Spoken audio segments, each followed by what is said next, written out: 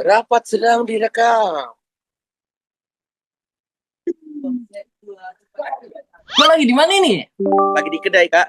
Kedai itu tempat nongkrongnya anak-anak di Sumatera Utara, namanya kedai. Warung Bukan kopi gitu. lapo. Lapo. Iya, seperti itu sih, Kak.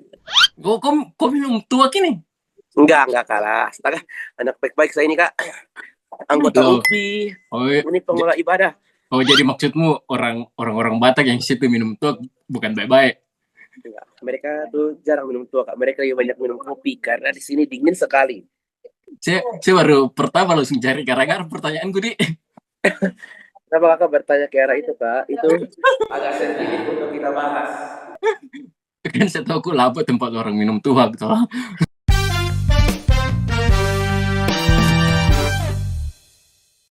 Ya, Pam. Iya. Ini saya briefing kok dulu. Cerita saja apapun yang mau kau cerita. Toh, mengalir Ya. saja. Nanti urusan cut tidaknya belakangan. Siap, Nanti saya kasih. Tapi BTW ini kalau Zoom ini bagian apanya kayak ada bisa lo speaker di sini nggak sih, Kak? Loh, kalau saya bisa. Di mana? Kok tidak? Volumemu saja kau tambah coba. Oke. Go, Kak. Oke. Go itu artinya bisa ya, Kak? Nih, namamu, saya taunya namamu Pam. Namamu sebenarnya siapa, Kak? Nama Irfan lengkap ya? saya Nah, adalah Irfan Rivaldo Tuala, Kak. Tapi saya selalu mempunyai panggilan sayang dari saya kecil. Dan itu panggilan sayang dari orang tua yang ke bawah sampai besar. Dan itu dipanggil Pam. Pam itu tidak tertera di dalam nama lengkap saya, Kak. Tapi orang-orang selalu bertanya. Jadi sedikit spill, orang-orang selalu bertanya, kenapa nama saya Pam? Pam itu kata orang tua saya artinya kesabaran. Jadi orang-orang bilang Pam itu kesabaran. Ya, jadi mungkin saya agak-agak sabar. Agak-agak sih, bukan selalu sabar. Maksudnya Pam kesabaran itu bahasa sana atau apa? Kok? Itu bahasa yang diciptakan oleh mama saya.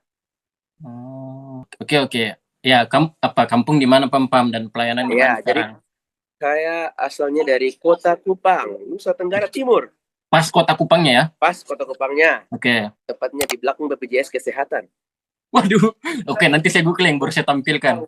Asal Sinode Gemit, Gereja Masei Injil di Timor. Oke. Dan sekarang sementara praktek jemaat di GBKP, Gereja Kristen Batakaro. Ya, oke. Gereja Batakaro Protestan. Astaga, salah lagi. Oke. Ini banyak yang dengar kita kah di situ? Enggak sih, Kak, mereka enggak terlalu dengar. Oke. Ya, oke ini ya. Ini pertama kalimu ke tepatnya koko di kota mana tepatnya? Di Kabanjahe. Jadi Kabanjahe itu merupakan ibu seperti pusat kota dari Tanah Karo. Jadi kami langsung ditempatkan di pusat GBKP, di mana ada kantor sinodenya yang disebut Modramen, langsung di Tanah Karo pokoknya. Dari Medan 2-3 jaman lah. Ya, oke. Ini pertama kalimu ya ke Sumatera? Ini pertama kali saya ke Sumatera, tepatnya di Sumatera Utara. Kesannya bagaimana? Wow, kesan saya seperti saya datang di sini adalah ternyata Kabanjai ini sangat dingin. Jadi kami lihat sedang menggunakan jaket non-stop. Apalagi jaket yang saya pakai adalah jaket praktek jemaat cinta intim. Jadi di sini auranya dingin sekali. Jadi kami selalu pakai jaket dan ternyata di sini semenjak saya masuk toko tidak ada toko yang punya AC. Karena sudah dingin. Nah. Dan juga di sini yang paling bikin saya terkesan adalah di setiap jalan ada orang jual daging babi. Oke. Masakan daging babi, jadi seperti ada di Kupang, makan daging babi lalat. Makan daging babi selalu. Hal yang susah didapat di Makassar ya? Hal yang susah dapat di Makassar saya dapat di sini, dan itu oke banget saya rasa ya. Oke. Terus orang-orangnya bagaimana? Orang-orang di sini tuh, wow. Kalau soal kebaikan mereka baik sekali. Terus orang-orang sini tuh seperti orang-orang NTT saya rasa, karena cara berbicara, karakter suaranya agak keras, agak suka teriak, suka nyanyi juga. Jadi saya rasa saya seperti kembali ada di NTT. Suasananya mirip sekali di Kupang. Kayak ada ini mana sih? Kayak culture shockmu selama di situ? Ada culture shock saya. Banyak sekali. Banyak Terutama bahasanya. Jadi ini sangat lucu. Di sini orang-orang kalau bilang motor adalah kereta. Kalau mereka bukan bilang kereta, mereka bilang Honda. Jadi kakak bayangkan kalau motor itu mereknya Yamaha, Suzuki, tetap mereka bilang Honda. Jadi di mana-mana kalau mereka tanya naik apa tadi Kamkin, dibilang aja naik kereta, naik Honda, selalu bilang gitu. Terus kalau mobil mereka bilang motor ternyata. Jadi kalau mereka tanya apa motor Ndu, tandanya apa mobil yang kita pakai, itu dia. Dan juga hal yang sangat mengesankan adalah di sini kita orang pendatang wajib dapat marga. Dan itu sangat wow bagi saya. Berarti kau sudah ada marga? Oh jelas sudah ada marga di sini. Jadi di sini aku dapat marga Tarigan Brekaro. Artinya bahwa bapak saya marga Tarigan, mama saya marganya Karo gitu. Jadi nanti di video ini saya tulis namamu ya, Irfan Tualaka Tarigan. Tualaka Tarigan, betul sekali. Oke, siap. Tapi maksudku, setahuku yang dapat marga biasa itu kalau ada yang nikahi apa ya orang di sana. Iya. Tapi di sini tuh selain orang nikah, kalau kita pendatang juga kita wajib dapat marga. Jadi bisa tahu mana saudara kita, mana serina kita, mana turang kita. Oh gitu. Apalagi mungkin ini pendatang kayak dihargai ya. Misalnya Ya, kau sangat yang dihargai. pelayanan. Bahkan sampai diberi marga, tandanya bahwa mereka sangat peduli, sangat care dengan kita. Oh, jadi ternyata nggak harus kayak kita nikahi orang sana, begitu ya? Enggak ya? Iya, pokoknya orang sini tuh baik-baik kak. Luar biasa lah. Oke. Terus mereka ada kaget-kaget, kalau kau kan kaget dan bahasa mereka sendiri dan bahasamu begitu? Justru mereka sangat senang loh, karena mereka tuh ternyata di sini sangat suka dengan lagu-lagu dari Timur dan juga logat-logat orang Timur. Oh iya. Jadi di mana saya berada selalu mereka bilang Stecu. Abang Stecu. Abang Stecu. Di mana saya berada selalu disuruh nyanyikan lagu Stecu. Kalau mau nyanyikan lagu Nona Ambon Ya, apalagi sekarang kan lagu-lagu dari Timur kan lagi naik-naiknya kan? Naik-naik lagi tren-trennya. Jadi bahkan biasa saya dipanggil Abang Stecu, Kak. Abang Stecu gitu. Ya, apalagi kok termasuk yang ini ya, karena saya tahu kok pelayanan di Bukit Setun kadang menyanyi di GPB Bukit Setun Makassar.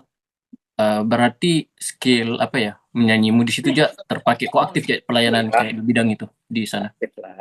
Selalu diajak nyanyi, selalu disuruh nyanyi, lalap nyanyi di mana-mana. Oke. Ini mau bagaimana padat nggak pelayananmu di situ? Kalau soal padat pelayanan sih, kalau aku memperkirakan, aku di sini pelayanan, kalau kita hitung paling top 100% lah ya. Tapi aku rasa aku pelayanan di sini 40%, 60%-nya jalan-jalan. Healing, Kak, healing. Itu berapa kakak di situ? Kau tahu enggak berapa kakak jumlah jemaatnya situ? Ya. Runggun kami itu hanya ada 7 sektor. Satu sektornya itu perkirakan dari 30 sampai 40 kakak. Lumbung ya? Runggun. Apa? Rungkun? Runggun. Rungkun itu apa? Runggun itu jemaat gitu. Nama gereja. Rungkun. Jadi kalau di sini setiap gereja depannya Runggun, kayak Runggun Berhala, Runggun Sumber Mufakat gitu. Itu info baru itu. Oh, jadi nama jemaat di situ Runggun. Iya. Itu kalau jemaat yang sudah berdiri sendiri. Kalau misalnya ada juga disebut kayak misalnya kan kita di Makassar kan ada GBKP Perpulungan Makassar. Yang kampus itu ya. Mereka masih perpulungan, belum jadi Runggun. Jadi ada stepnya dari perpulungan baru jadi Runggun. Oh begitu. Iya. Oh perpulungan itu, saya pikir nama jemaatnya yang di Makassar. Jadi perpulungan itu artinya adalah jemaat. Jadi bukan nama gereja, bukan. Itu kayak bakal jemaat. Iya, gitu. Nah, kalau di GPIB pos pelkesnya lah. Iya, seperti itulah. Jadi perpulungan itu bukan nama Runggun itu, bukan. Karena Makassar GBKP belum terlalu besar, jadi masih GBKP Perpulungan Makassar. Oh, si pikir itu nama jemaatnya Itu kayak bukan nama jemaatnya. Bukit Zaitun. Bukan. Kalau nama jemaatnya itu pasti di depannya sudah ada rumpun. Memang menarik GBKP ini. Ya, pelayananmu lagi.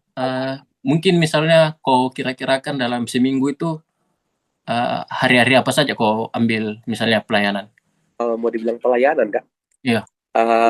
di sini kami itu kan ibaratnya sistem PA dan Oke. sistem PA dan semua itu sudah terjadwalkan selama setahun. Siapa Oke. yang akan bawa PA ini, siapa yang bawa PA ini. Hmm. Tapi kalau uh, soal kegiatan aktivitas ibadah, Ya. aku cuma free, aku tidak ada satu hari free pun untuk tidak ikut ibadah. Tidak Tidak ada ada. satu hari pun. Berarti setiap hari ibadah. Setiap hari. Jadi hari Senin aku di kantor klasis. Jadi Oke. kami di sini setiap hari Senin harus di kantor klasis. Oke. Hari Selasa aku ada mamre. Mamre itu kaum bapak. Apa namanya? Mamre. Mambre, kaum bapak ya? Kaum bapak. Di hari Rabu aku itu ada PJJ, perpulungan jabu-jabu atau kayak ibadah keluarga. Oke. Terus di hari Kamis aku ada Moria. Moria itu kaum ibu. Moria. Iya. Terus di hari Jumat itu aku kalau selain ada Mamre, di hari Jumat itu juga ada Moria. Kalau enggak ada sermon. Jadi sermon KKR. KKR itu kebaktian anak dan remaja. Jadi mereka persiapannya itu di hari Jumat. Ya. Dan juga ada sermon pertua diaken. Terus di hari Sabtu ada PA Permata. Di hari Minggu ada kebaktian Minggu dan juga PA Saitun. Saitun itu lansia. Jadi setiap hari pasti ada ibadah. Dan selalu full. Ada enggak ini yang kegiatan dalam peribadahan, pelayanan yang kau temukan hal baru atau kau kayak terkejut, wow, di sana? Kalau soal terkejut karena kami sudah terbiasa dengan bukan bentuk BA. Jadi waktu kami ikut bentuk BA ternyata ini hal yang sangat menarik dan juga kayak saya lihat, wow, ternyata orang-orang sini cara mereka memberikan pendapat, cara mereka berbicara itu menunjukkan bahwa mereka sudah terbiasa untuk tampil di depan umum. Jadi kalau soal mental, wow, saya kayak, wow, keren kali orang-orang di sini ya. Menunjukkan kalau orang Batak alasannya kenapa banyak ambil hukum. Betul, bisa jadi. Mereka suka sekali berbicara, suka berpendapat, dan mereka suka menyuarakan sesuatu yang perlu mereka suarakan. Ya, jadi itu sangat alasannya. kelihatan sekali. Aku setuju kalau ada orang bilang orang Batak suka ambil hukum karena memang mereka selalu berbicara. Contohnya saja, Kak. Contohnya saja ini di samping aku lihat itu ada anak-anak muda, mereka lagi berdiskusi. Berarti kau sering ikut kayak dalam pembahasannya mereka? Sering. Oh, berarti kau pasti ditanya-tanya tentang teologi toh? Ditanya-tanya tentang apa, Kak? Tentang ilmu-ilmu teologimu toh? Iya dong. Apa yang pernah diskusi apa yang kayak pernah kau rasa, waduh, apa ini jawabannya? Kau bingung sendiri? Sebenarnya ada, Kak. Diskusi yang mereka tanyakan ke saya. Yang mereka tanyakan, ada beberapa pertanyaan yang saya langsung, aduh, berarti saya harus belajar banyak. Saya harus tidak selalu tentang Alkitab harus saya bahas. Karena saya ditanya mengenai Calvinis dan juga tentang Lutheran. Nah, saya ini, Kak, jujur aku tuh saya tidak bisa kayak menjelaskan apa perbedaan Calvinis dan Lutheran secara spesifik dan kenapa sampai karena GBKP dan HKBP itu termasuk sinode yang sangat berdekatan dan seperti saudara sepupu lah kalau orang-orang sini bilang. Ya, jadi kayak kalau sinode lain orang tuh cuma di sini cuma tahu itu ada GBKP dan HKBP. Mereka tidak tahu kalau ada Gereto Raja, GPIB, Gemit. Jadi karena GBKP Calvinis dan HKBP Lutheran, jadi itu pertanyaan ketika mereka tanya ke saya langsung, aduh, saya harus jawab apa nih? Jadi buat saya harus perlu banyak belajar lagi. Selain itu sih, menurut saya banyak pertanyaan mereka tanya ke saya rasa sih bisa untuk saya jawab. Kayak contohnya, mereka tuh sering tanya, kenapa Alkitab ini tulis segini? Terus mereka sering tanya, siapa yang tulis kitab ini? Terus mereka sering tanya, bagaimana cara kita dekatkan diri dengan Tuhan dan lain sebagainya. Dan saya rasa itu saya bisa jawab, karena saya rasa pertanyaan-pertanyaan tersebut sudah pernah saya dapatkan saat saya mengajar anak-anak di GPIB. Karena saya kan mengajar di GPIB Immanuel. Jadi ya saya sering, saya tahu lah cara bagaimana menguatkan mereka, jawab mereka. Cuma susah itu mengenai Calvinis dan Lutheran tadi, itu yang saya langsung, apa harus saya jawab ke mereka itu. Dan membingungkan sekali. Ya harus hati-hati sih sebenarnya. Iya, Apalagi yang kayak kau bilang kan, HKBP ya mewakili Lutheran lah, sedangkan GBKP, ya paham. Itu perlu banyak belajar lagi sepertinya. Ya. Mantap. Terus kau dapat hal apa yang kau pelajari di kampus, entah di bangku kuliah atau organisasi pergaulanmu di kampus yang membantumu sekali untuk pelayanan di situ? Ada enggak? Banyak, Kak. Contohnya adalah organisasi. Ternyata organisasi yang saya dapat di kampus, yang saya kan selalu ikut kegiatan di kampus, saya selalu jadi seksi acara kan. Oke. Jadi saya rasa itu sangat membantu saya untuk ada dalam praktek jemaat ini, karena kebetulan jemaat yang saya dapat ini adalah jemaat paling bungsu di GBKP se-Indonesia, sedunia. Paling bungsu. Artinya bahwa mereka baru jadi jemaat 1 tahun yang lalu. Jadi pertua diaken mereka ini adalah pertua diaken yang pertama. Terus guru sekolah minggu mereka adalah guru sekolah minggu yang paling pertama. Pendeta mereka adalah pendeta yang paling pertama. Dan saya merupakan mahasiswa praktek jemaat paling pertama. Jadi karena mereka semua ini baru awal, walaupun mereka semua baru awal, dan mereka luar biasa, sangat luar biasa kerja timnya. Jadi selama saya di Makassar secara saya dapat terapkan di sini dengan benar-benar dapat terapkan. Terus selain itu, yang paling membantu saya adalah perkenalan di kampus. Perkenalan? Karena kan saya sudah biasa kalau ketemu orang baru, permisi, shalom, dan perkenalan. Jadi ketika di sini, saya kayak langsung refleks saja bilang, oh iya Bi, gini, Pak, gini. Jadi cepat sekali saya akrab di sini. Bahkan aku punya satu trik yang bikin saya cepat akrab di sini adalah saya belajar bahwa ternyata dari hal makan saya bisa kenal jemaat dengan baik. Saya kan di sini kan tinggalnya ditempatkan, saya ada di satu tempat tinggal. Jadi saya tinggalnya sendiri di tempat tinggal itu. Saya dikasih tempat tinggal, saya dikasih motor, terus pokoknya semua saya dikasih. Tapi karena saya ini agak malas masak kan, Kak. Jadi trik saya adalah saya selalu ketika lewat rumahnya orang, saya selalu bilang, Bi, lagi masak apa hari ini? Jadi mereka panggil lah, oh makan sini ya. Terus saya selalu chat, hari ini saya makan di rumahnya Bibi ya, kalau Bibi lagi masak. Jadi dari saya makan di rumah mereka, saya bisa berkenalan dengan mereka. Saya bisa tahu bagaimana sifat mereka. Dan jadi dari saya makan di rumah mereka itu, saya bisa untuk menjalin kedekatan yang sangat dekat dengan jemaat. Dan itu sangat membantu saya sekali sini. Bagaimana saya cara berkenalan dengan orang, selalu saya minta permisi sama orang. Bahkan orang-orang kadang-kadang kayak bilang, kalau saya jalan sama pemuda kan Kak, terus ada yang tegur saya, kayak bilang, pam, terus saya tegur saja. Nanti mereka bilang, emangnya kamu kenal sama orang itu? Saya bilang, nggak kenal, tapi kan kami wajib minta permisi. Jadi udah terbiasa di kampus, jadi itu sangat membantu. Tapi memang kok pam, ya yang saya perhatikan lah, memang kok orangnya ceria, jadi kayak terbantu juga begitu. Tapi kan kau tadi bilang kau datang kunjungi rumah, kau sapa orang seperti itu. Ada yang pernah kayak responnya kurang nggak? Nggak pernah. Masa? Nggak pernah sama sekali ada yang responnya kurang baik sama saya. Bahkan itu sampai pas saya 1 bulan genap di sini Kak, saya kalau ingat kembali saya tuh suka sekali, sedih kayak aduh udah 1 bulan nih, aduh sedikit lagi udah mau pulang, aduh udah mau 2 bulan nih. Jadi kayak orang sini itu selalu terima saya apa adanya. Mungkin karena saya tuh cepat sekali akrab dengan orang, dan saya yakin itu kemampuan saya yang bikin saya beruntung. Cepat akrab sama orang, jadi itu yang bikin saya kayak wow banget gitu. Berarti kok tidak ada rasa jenuh sama sekali? Tidak ada rasa jenuh sama sekali.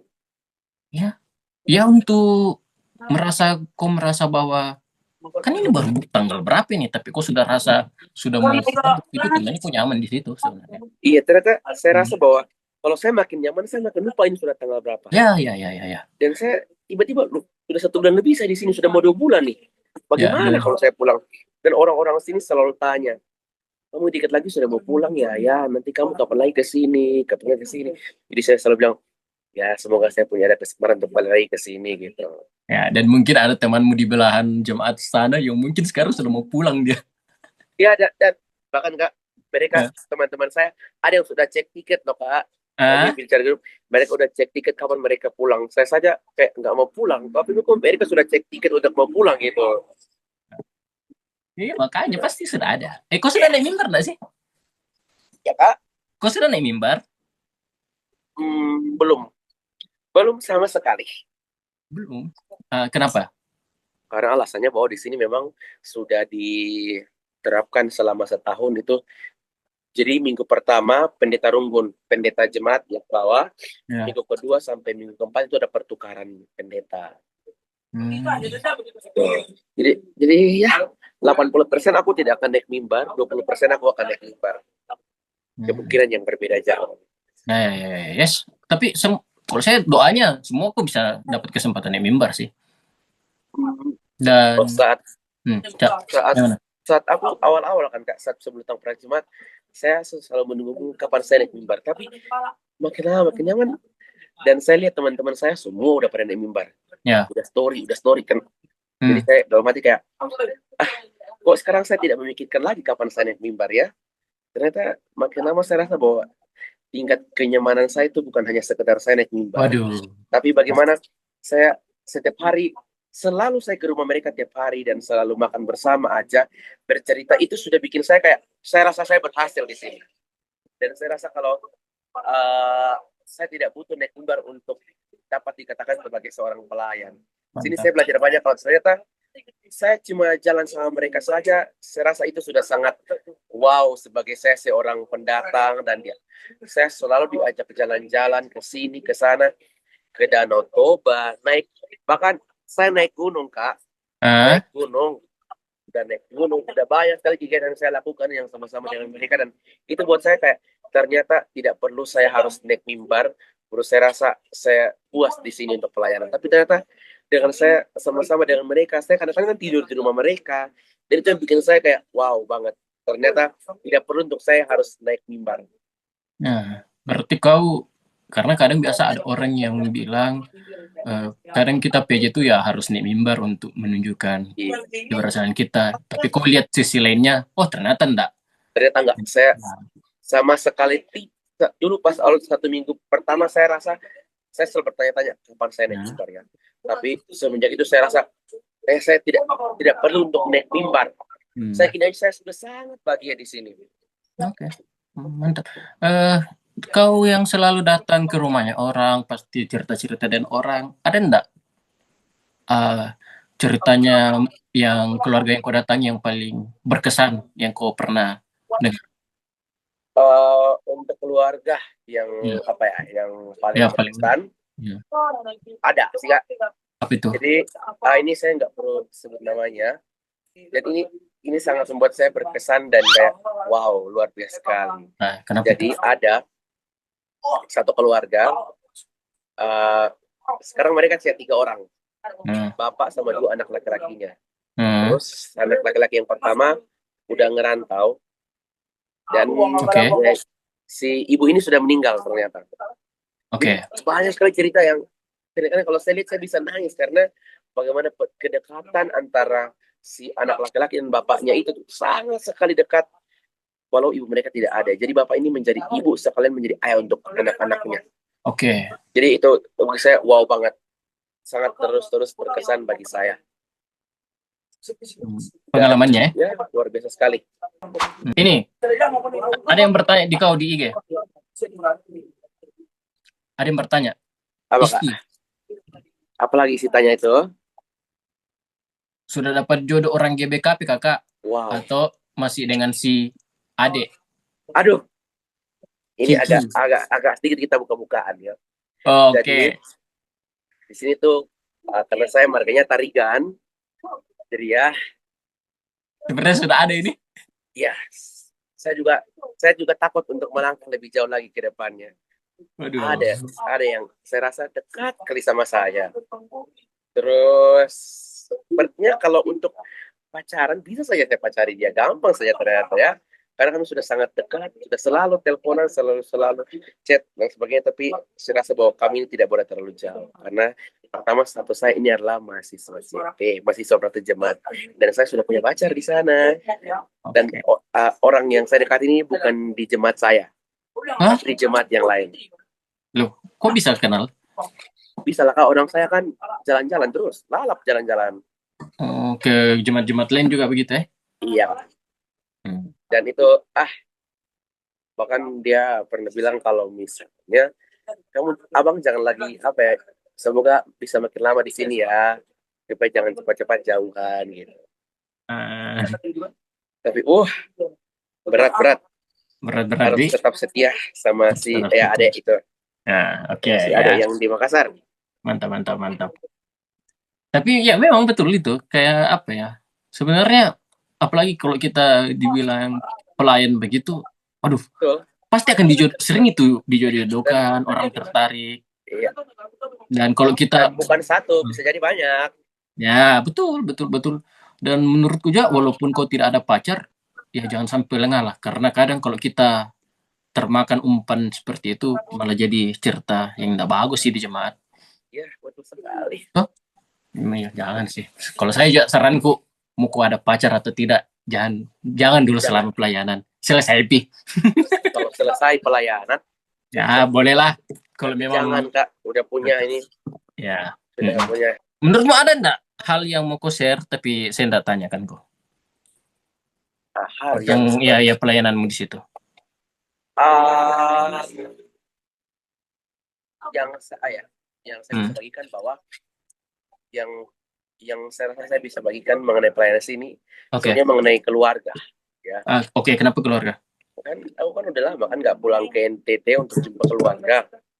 Terus saat sampai di sini kan, aku kan dikasih keluarga, kayak ada bapak, ada mama, ada adik-adik gitu. Jadi keluarga yang di sini, yang aku jadi anaknya, baik sekali sama saya, sangat baik. Bahkan kayak di-print lah foto kami. Terus pas ada kegiatan kayak sekolah minggu gitu kan, Kak. Ada acara di mana pembasuhan kaki. Bahkan bapak itu kayak rela untuk basuh kaki saya, itu saya rasa itu sudah menjadi hal yang luar biasa saya di sini. Jadi betul-betul merasakan bagaimana rasanya keluarga di sini, bagaimana rasanya disayang sekali di sini. Dan kayak kalau apapun yang saya mau pasti mereka kasih. Jadi bapak dan mama saya itu. Dan saya rasa saya betul-betul merasakan keluarga di NTT yang ada di Tata Karo ini. Dan itu sesuatu yang luar biasa sekali. Ini ya terkait pelayanan lagi ada enggak kayak perbedaannya melayani di Gemit dengan GBKP, entah baik secara liturgi atau kegiatan-kegiatan gerejawinya? Soalnya secara liturgi sih tidak beda-beda jauh ya, Kak, sama di Gemit. Cuma bedanya adalah di sini sebelum pendeta naik mimbar nanti ada pertua diaken dulu. Mereka naik mimbar, setelah itu baru tukar mimbar. Jadi kayak nanti pendetanya masuk di firman, baru pendetanya naik mimbar. Sebelum pendeta naik mimbar itu ada pertua sama diaken yang naik mimbarnya gitu. Jadi pertua diaken boleh naik mimbar. Boleh ya? Boleh naik mimbar. Masih ada lagi yang ininya? Tapi secara garis besar itu sama. Cuma memang ibadah kategorialnya selalu dalam bentuk PA. Jadi selalu berdiskusi. Kami selalu berdiskusi tiap saat. Ini waktu PA apa ya? Ada enggak yang itu kembali lagi? Yang pertanyaan PA-nya yang kayak menarik untuk pas kau diskusikan topiknya tentang apa, terus responnya jemaat pada saat itu apa? Ada. Apa itu? Saya pernah diberikan pertanyaan. Saya rasa itu menarik diskusi. Mereka pertanyaannya adalah, Bang, kalau misalnya manusia yang pertama diciptakan adalah Adam dan Hawa, terus saat Adam dan Hawa mempunyai anak kan, anaknya itu kan dibunuh. Terus dari mana manusia-manusia yang lain kalau misalnya anak Adam itu? Mereka suka bertanya itu. Terus mereka suka bertanya misalnya, kenapa kita percaya Tuhan walaupun Tuhan tidak tidak ada dekat kita, walaupun kita tidak bisa melihat Tuhan, tapi kenapa kita harus percaya sama Tuhan? Gue sering mempertanyakan.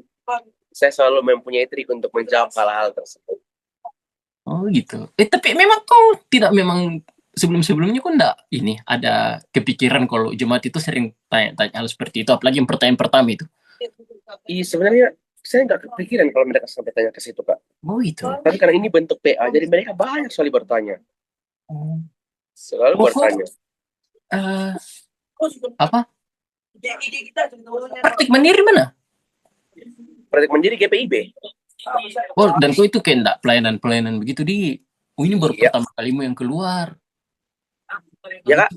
Kau pertama kalimu keluar untuk pelayanan begitu kalau kami dulu praktik mandiri itu sudah kayak keluar ke ini juga dan kayak hampir-hampir kayak PJ kalau kami dulu. Kan saya praktik mandirinya di GPIB Manuel. Iya, sebenarnya apalagi pertanyaan pertama itu sebenarnya kalau saya itu pasti akan jemaat tanya. Jarang itu kayak pertanyaan sejuta kali itu menurutku untuk jemaat mau dimanapun kok yang soal masalah siapa keturunannya manusia lagi karena Kain bunuh Habel gitu-gitu terus apalagi Adam gitu-gitu itu sudah. Dan yang bertanya ke saya adalah anak SMA, Kak. Iya pelajaran SMA itu lagi panas-panasnya mencari tahu. Oke. Karena mungkin sudah waktu malam juga saya terlalu banyak cerita waktumu ini mungkin agak terakhir ini selama PJ ini evaluasi apa yang mungkin mau sampaikan terkait pelaksanaannya mungkin untuk dijadikan evaluasi untuk PJ ke depan. Mungkin evaluasi saya adalah mungkin kita pertama untuk kita sebagai mahasiswa CP lagi karena memang di sini disebutnya mahasiswa CP bukan mahasiswa PJ. CP itu apa? CP itu Kolegium Pastoral. Jadi di sini kan ada kampus di Medan namanya Abdi Sabda. Jadi mereka disebut mahasiswa CP bukan PJ. Jadi saya selalu disebut mahasiswa CP. Mahasiswa adalah kita harus benar-benar bisa untuk bagaimana membangun kedekatan dengan jemaat. Itu yang pertama. Itu sangat perlu dan mahasiswa ternyata perlu pembekalan terhadap hal tersebut. Bagaimana cara membangun relasi dengan jemaat dari hal kecil. Karena memang dari pengalaman yang saya dapat, kami kan di sini 4 orang. Ada teman kami yang tidak terlalu banyak kegiatan, yang tidak mungkin dia kurang bisa membangun relasi dengan jemaat. Jadi tidak terlalu banyak kegiatan seperti kami. Terus kampus juga harus bisa melihat mana rumbun atau jemaat yang memang bisa untuk dijadikan tempat pelajaran dan bisa dijadikan sebagai tempat untuk kami mengetahui lebih banyak. Karena takutnya kalau tidak mungkin datang ke jemaatnya ya nggak tahu, diam-diam aja. Terus harus ada koordinasi yang baik antara kampus dan juga bukan sinodenya tapi jemaat di mana kami ditempatkan. Karena jujur awal datang ada teman-teman kami yang jemaatnya mereka juga tidak tahu kalau mereka akan datang. Terkait masalah komunikasi itu harus lebih diperbaiki ya. Lebih apalagi. Dan juga saya sebenarnya mau membagikan pengalaman saya waktu saya praktek di sini. Hal yang bagi saya ini menjadi pengalaman yang menarik adalah saya kan di sini dikasih tanggung jawab untuk mengajar katekasasi kan, Kak. Oh iya. Jadi saya sini ngajar katekasasi, ngajar sekolah minggu, semuanya saya ngajar. Nah, saya ada satu anak katekasasi, tapi ini yang khusus. Jadi dia sudah bapak-bapak. Dia sudah bapak-bapak. Pertama dia GBKP, tapi karena dia nikah dia pindah aliran. Terus sudah cerai dia mau masuk lagi GBKP. Jadi aku ditugaskan untuk mengajar dia katekasasi. Jadi bagaimana saya yang usianya segini harus mengajar bapak-bapak ini yang usianya sudah 50 tahun ke atas. Dan ini seperti les privat karena dalam ruangan itu hanya saya dan dia. Jadi bagaimana saya harus bisa mengajarkan dia dalam kondisi saya yang saya belum sama seperti dia umurnya. Dia sudah banyak pengalaman tentang kehidupan, saya belum, tapi saya harus bisa menguatkan dia. Sedangkan saya saja belum tentu bisa ada sampai kayak umurnya yang segitu. Jadi tantangan bagi saya untuk mengajar ngawan khusus, katekisasi khusus tersebut. Dan juga pengalaman yang menarik juga adalah saya pernah disuruh bawa PA Saitun, PA orang tua, dan saya dikasih taunya haming 5 jam sebelum PA itu dimulai. Dan karena sini kan semua kan dalam bahasa Karo. Ya. Jadi saya harus translate ke bahasa Indonesia, harus mengerti bahasa Indonesia, dan ternyata yang harus saya bawakan itu adalah menguatkan orang tua yang anak-anaknya belum mendapatkan jodoh. Dan saya rasa itu sangat luar biasa karena saya sendiri saja belum tahu jodoh saya yang mana. Saya sendiri saja masih bimbang dengan keadaan soal percintaan saya yang belum jelas ini. Tapi saya harus menguatkan orang tua supaya yakin bahwa anak-anak mereka harus dapat dan bisa memberikan pasangan yang terbaik bagi anak-anak mereka. Itu saya rasa wow, bagaimana saya harus menguatkan orang sedangkan saya belum ada pada titik tersebut. Bagaimana saya harus menguatkan mereka pada saya dan mereka punya renggang usia yang sangat jauh. Bahkan mereka punya lebih banyak pengalaman daripada saya. Jadi itu tantangan yang luar biasa. Dan juga ternyata kalau di sini saya belajar, kalau kita mudah bergaul dengan orang, pasti kita akan dapat teman bukan cuma di rumpun kita. Bahkan saya sendiri Kak, karena saya suka main basket, saya sekarang sudah masuk dalam satu tim basket di Kabanjaya ini. Masa? Di satu sekolah, namanya SMA 2 Kabanjaya. Saya masuk grupnya mereka, saya bantu ngelatih mereka, saya main sama mereka. Jadi saya banyak kenalan. Bahkan pas saat kami terima raport, saya yang terima raportnya mereka. Saya terima sekitar 11 orang raportnya di 2 sekolah yang berbeda. Nah itu pengalaman yang luar biasa karena saya rasa dengan mudah bergaul ini, saya bisa untuk berkenalan dengan banyak orang dengan cepat. Dan saya rasa memang kalau kita bisa untuk bergaul dengan orang dengan cepat, itu sangat membantu kita, apalagi kita sebagai pendatang. Dan itu nilai plus yang saya dapat di sini. Betul. Jadi satu lagi. Ini mudah. Apa pada akhirnya prinsip hidupmu yang bikin kau pada akhirnya bisa kuatkan untuk kau pelayanan? Siapa tahu ada ini motivasi. Apa nilai yang kau pegang selama pelayanan? Nilai yang saya pegang selama pelayanan adalah ini sering saya posting di Instagram saya, tapi saya postingnya di teman dekat, saya tidak posting. Close friend. Ini yang menjadi pegangan saya bahwa kalau kita berpelayanan, kalau pelayanan kita jangan mengharapkan imbalan atau mengharapkan sesuatu yang kita dapatkan. Karena kalau kita mengharapkan sesuatu yang kita dapatkan, contohnya seperti berkat berupa uang dan lain sebagainya, itu kita bukan berpelayanan, tapi itu kita berdagang. Jadi kita datang sini, kita bukan berdagang, tapi kita berpelayanan. Artinya bahwa lakukan dengan segenap hati, karena itu selalu menjadi motivasi saya dari kecil.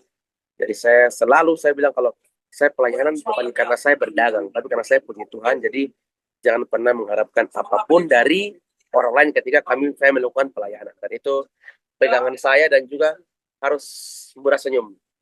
Murah senyum itu sangat penting. Penting sekali ya? Iya, penting sekali. Saya itu kan selalu saja lalap senyum di mana-mana. Ketika saya senyum, orang tahu, kamu ini ceria sekali, kamu ini aura teologinya kentara sekali, dan lain sebagainya. Kalau kita mau dapat senyum dari orang, ya harus kita terlebih dahulu yang senyum.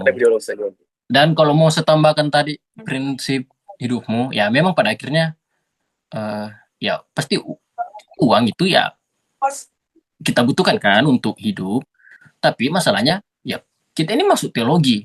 Jadi ngapain kau masuk teologi kalau pada akhirnya ilmu dagang itu yang kau terapkan, gitu kan? Ya seperti yang Pam bilang tadi, ya memang kita harus tulus dan berkat. Kalau itu saja kau tidak setuju, ya ngapain kau masuk teologi? Salah masuk jurusan kalau kau tidak setuju dengan apa yang bilang Pam. Betul. Jadi